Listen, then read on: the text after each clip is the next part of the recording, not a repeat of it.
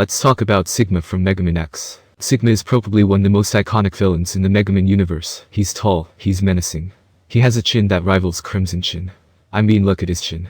I wish I could have a chin like his. He was a force to be reckoned with, and a tough opponent for X and Zero. Each time he get beaten, he comes back for more. Until he started to become a joke by the time he gets defeated for the 50th time. So let's start with that time when Sigma was awesome. It's not over yet, X. The battle, the angst, the destruction. I will make you understand the true potential of Reploids. I'll finish this! Right here, right now! I will defeat you, Sigma! So Sigma was the commander-in-chief of the 17th elite unit of the Maverick Hunters. He was the most advanced robot, probably because of how large his chin was. Anywho, Dr. Kane was the one to create Sigma, which theoretically prevents him from becoming a Maverick. Anyway, one day there were reports of a red Maverick was wreaking havoc, killing out a Maverick Hunters unit. Sigma decided to battle Zero, so he can't risk any of his men, and Sigma eventually won by the power of his chin. Actually, Zero almost beat him to death until a W sign appeared, where Zero lost control and Sigma just Falcon punched him.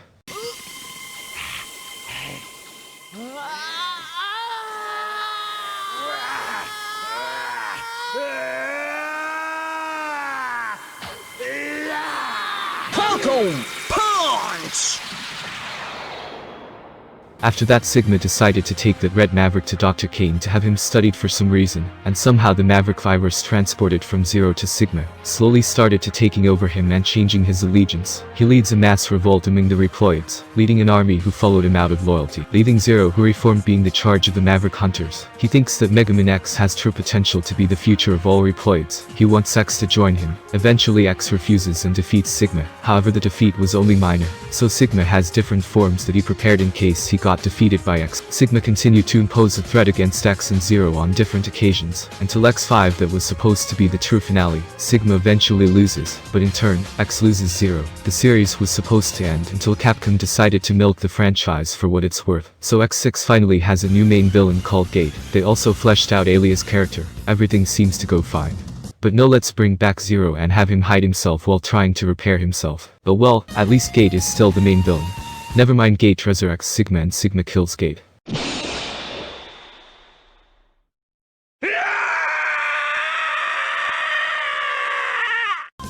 And look at Sigma now, just listen to what he says.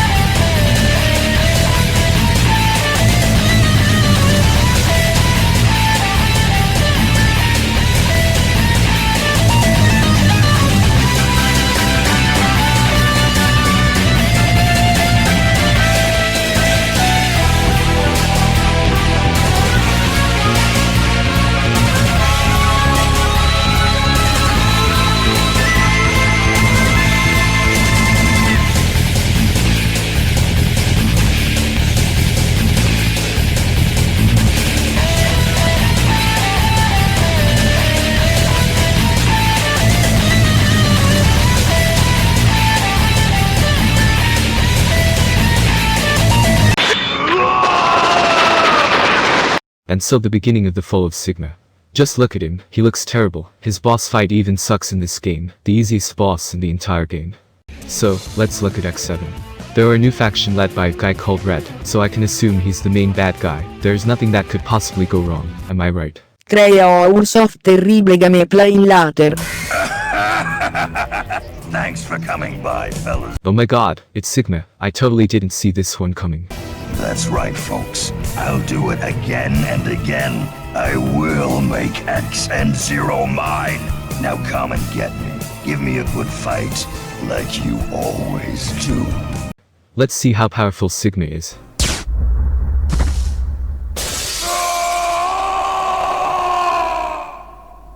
Oh, so Sigma got washed by a kid. How the mighty has fallen.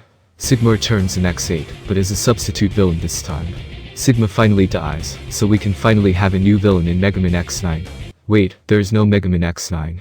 Oh well, So what happened here? How did Sigma fall from grace that hard?